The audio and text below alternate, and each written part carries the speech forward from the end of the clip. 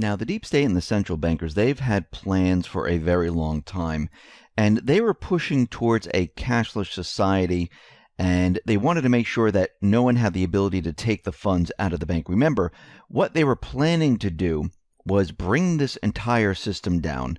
They were going to use bail-ins to go after everyone's funds and bring us to war. And this way they can explain the whole thing away. Now their plan is falling apart. And we know that Trump has been using their weapons against them, and what I'm talking about is the manipulation of statistical data. He's been using their models and making the economy look fantastic. And what we're seeing is the economy deteriorating in all different parts of the country, and not just the country, but around the world. Things are really starting to fall apart. And if you look at the stock market, I mean, this is what everyone looks at to say, hey, the economy's doing great, the economy's not doing well. This is what the central bankers use to let the people know how the economy is actually doing. Even if the economy is falling apart with retail, housing sales, nobody has jobs, things like that. If the stock market's up, the mainstream media, the central bank, they're always out there telling you how great the economy's doing. So what we're seeing right now is that October has been the worst October since the market crash in 2008. And it got even worse on Friday. The Dow was down around 296 points, and the S&P 500 briefly dipped into correction territory. What we're seeing right now is that the last 5 weeks in a row, the market has lost about $8 trillion in global wealth. It was completely wiped out. This is the fastest plunge in global stock market wealth since the collapse of Lehman Brothers. And yet it's another confirmation that a major turning point is headed our way. Now, when we look at this, we can see a lot of things have happened. When the markets are very volatile, the overall trend tends to be down. And when you step back and you take a longer term view of things, you can see the devastation is breaking through, and you can see what's going on here. The Dow is down 9% from record high, down 4 of the last 5 weeks. S&P down 10.1% from record high, down 4 of last 5 weeks. NASDAQ down 13% from record high, down 4 weeks in a row. Dow Transport's down 15.2% from record high, down 6 weeks in a row. Small caps down 15.8% from record high, down 6 weeks in a row. In other words, the too big to fail banks around the world have already seen almost a third of their value wiped out. And this is just the beginning. Does it mean it's going to happen tomorrow? No. But what we're taking away from all of this is that the economy is deteriorating very, very quickly. And if we look at the housing market, which we've been talking about, and we don't just look at the housing market here in the United States, we look at the housing market around the globe, we can see how things are just completely imploding on itself. When we look at Australia, for instance, we can see that home prices, they stopped rising in many places. And when you look at this, you can see out in Sydney and Melbourne, housing prices, they are falling by over 1,000 a week. The boom time is over, and we're now officially experiencing the implosion of housing prices. It has found what many have been predicting. Prices are dipping as interest rates are rising, with our biggest cities feeling the winds of change most keenly. Now, finally, gravity has caught up with that stupidity and prices are falling. And in Australia, we've just tipped into negative territory with Canada right on the cusp. In each country, a reverse wealth effect is kicking in. Homeowners, they are seeing their equity in their houses, it's drying up. Their net worth is drying up. And people are getting nervous and afraid. They're starting to panic because they remember what happened back in 2008. And a lot of people believe this is their wealth. And for many, it is, because a lot of people don't have that much in the bank. A lot of people are depending on the house price continually moving up. You're getting appreciation. And eventually, when you hit that certain age, you want to sell your house and reap the profits from all of that. We're seeing the opposite happen right now. What is happening here is that everything the central banks have set up over time is falling apart right in front of our eyes, and it's accelerating right now. And all the plans that the central bankers have put into place with the deep state, that is also falling apart. Think about what Trump is doing right now. He's removing the globalist central bank plans that they've been setting up for years and years and years. And when you start removing them, what happens? Things start to fall apart. Out in Sweden, this is at the Riksbank, they were trying to go cashless. They're saying we don't need cash. It's not a big deal. And this was in preparation for the bail-ins, because what they didn't want to happen was they didn't want people running to the banks, taking out their savings in cash and then, hiding it someplace else, because they wanted to use bail-ins to go in and take those funds to keep the banks alive. But right now they realize that their plans, they're all falling apart. What do you do when your plans are being ripped apart? Well, you can't stay on the same course. You have to reverse things. So Sweden's Riksbank, they become the first central bank in the 21st century to take concrete measures to ensure that cash does not disappear as a means of payment from the financial system. So they published a document on their website, and they're making it mandatory for all banks and financial institutions to offer cash services. If you go back a couple of years, it was completely the opposite, where they had thousands of articles posted on their website, and they were talking about a cashless society. And this was between 2013 up to when Trump got elected.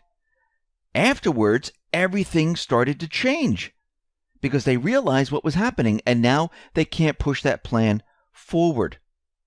And while they were talking about a cashless society, cash in circulation dropped by 35%, earning Sweden a reputation as the world's most cashless nation. Now everything is being reversed.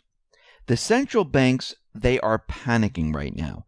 They're panicking because of everything that is going on in the world. And this is why they're speaking out against Trump. This is why they're saying that the tariffs are not going to work, the tax deductions are not going to work. Everything that he's putting forth, they're saying it's not going to work. And what they're really talking about is everything that he's doing is not going to work for them. Think mirror.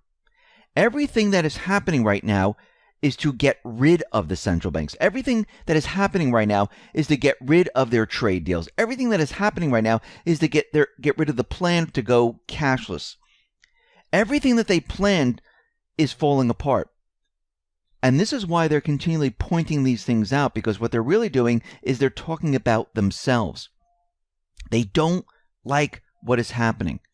And what's happening right now is a complete reversal of everything that they try to push forward. And they have nowhere to run. They're backpedaling on everything right now, and they're going to run into major, major problems. This is why the IMF is saying that we're headed towards this Great Depression. They already knew what was coming. They already knew that the whole entire world was headed towards a recession, depression, but they wanted to cover it up. That's their plan, to cover up everything so they're not blamed. Now they're in trouble because there's a narrative shift going on. The narrative shift is going to point to the central banks. The narrative shift is to show that the central banks are responsible for the entire global economic system coming down. The narrative shift is to remove the central bank, to audit the central bank, to show that they've done things so illegal that it would make every single person around the world, their heads would be spinning, saying, what just happened here? How did we allow this? Never again, never again, never again. And this is what is happening right now. And this is why they're changing their tune. They have to reverse everything at this point. And they're hoping that people forget. But this is why we've been reporting on all this, so we don't forget. It's not to predict anything, to look into a crystal ball and say the crash is happening on this date, this time. It was about recording everything completely separate and apart from the mainstream media, to have a record throughout the entire portion of the Great Recession up to this point and everything that they were trying to do, so we don't forget what they were up to, and even going back in time to show what they were planning all along. This way, we can always counter the argument from the mainstream media, from the central bank, where they're saying, well, the economy's falling apart right now because of Trump. Well, we know better, because we've been following the economy. Now all of a sudden they're jumping aboard the retail apocalypse. All of a sudden they're talking about housing prices dipping down, that the housing market's going to implode on itself. Now they're talking about how the economy is not as great as Trump is saying it is. But we've been looking at the economy for a very long time, and we already knew that all of this was happening. I mean, think about it. If you go back to 2008, and prior to 2008, we were reporting on, say, the subprime securities. And we were looking at subprime securities, talking about how they're manipulated.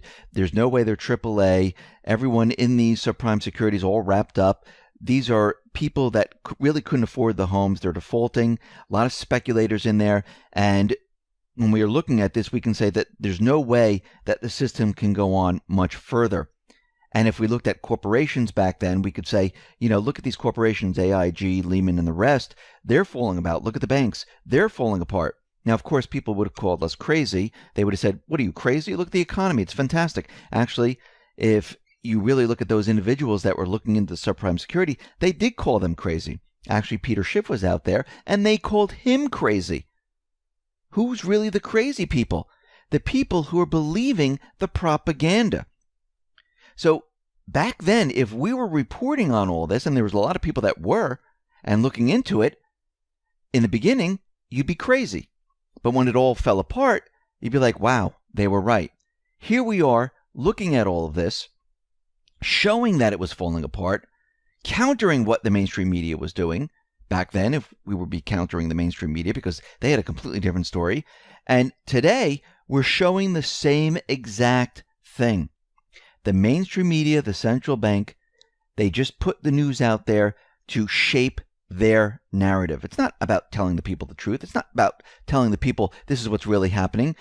The mainstream media protects the central bank. They're in collusion. If you want to talk about collusion, talk about the deep state, the central bank, and the mainstream media. They are colluding. And if you look at the economy today, we already knew, because we've been tracking it, that the economy never really recovered. It's not because Trump all of a sudden implemented tariffs. That's not why the economy is not going to do well. The economy never, ever really recovered.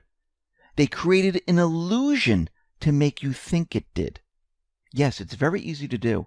It's very easy to go out and create and modify the statistical numbers, and people, when they look at them, believe the economy is doing well. It's very easy to continually push the stock market up and to print a lot of currency, or just push a button and then pass it along to banks to make it look like everything is great. It's very easy to create a stress test, which is absolutely meaningless. Put it out in the mainstream media and tell people this is very important.